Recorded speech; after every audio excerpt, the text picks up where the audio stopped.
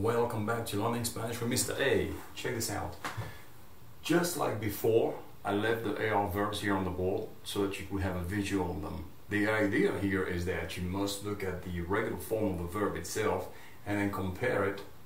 Okay, all those verbs are regular. Compare them with estar. The thing is, we talked quite a bit in the previous videos about ser and estar, but estar being an AR verb, you might be tempted to go on and write down the regular endings. You really can't do it that way here. The reason being, estar happens to be irregular. So what I did here, I made sure to emphasize very well for you, for your own sake, and mine as well, because I want you to get it, I want you to understand this, the differences that you can have here between a regular AR verb like trabajar, for instance, and an irregular AR verb like estar. Alright, so once again, in Spanish you have regular and irregular verbs.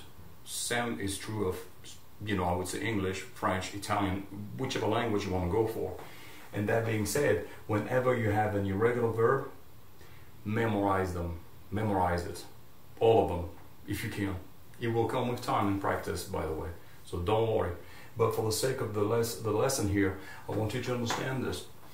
Any verb that you see here, okay, happens to be regular. So, given the fact that all those verbs are AR verbs, you're going to have to apply the regular AR endings, and here they are.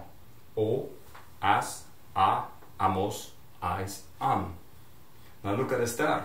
You will understand what I'm trying to tell you here. You see estar, you're not going to have an O ending with the first singular, you're actually going to have oi, estoy. See, oi, as, a, amos, ais, an. And that being said, there is a Y being added onto the O. That's irregular. Now you have an accent on the A, all the way through except on the nosotros form. Well, that also implies the fact that it's irregular, okay?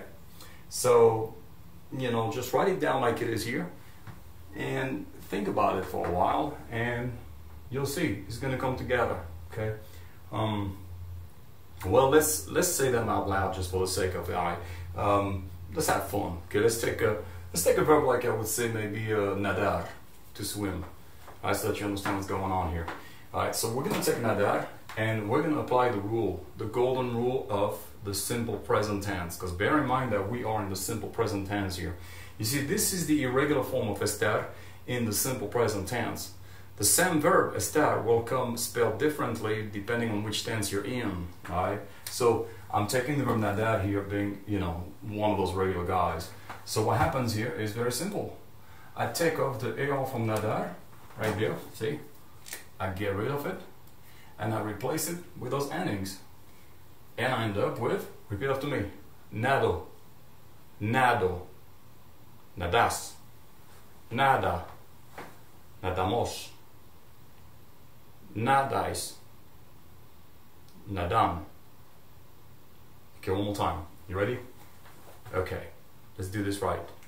Nado, nadas, nada, nadamos, nadais, nadam. Alright?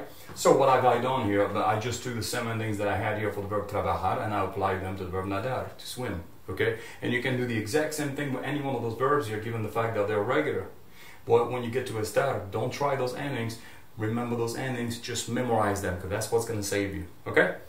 Well, I do hope that this little lecture helped you out. And I hope to see you soon in my next video. Hasta luego.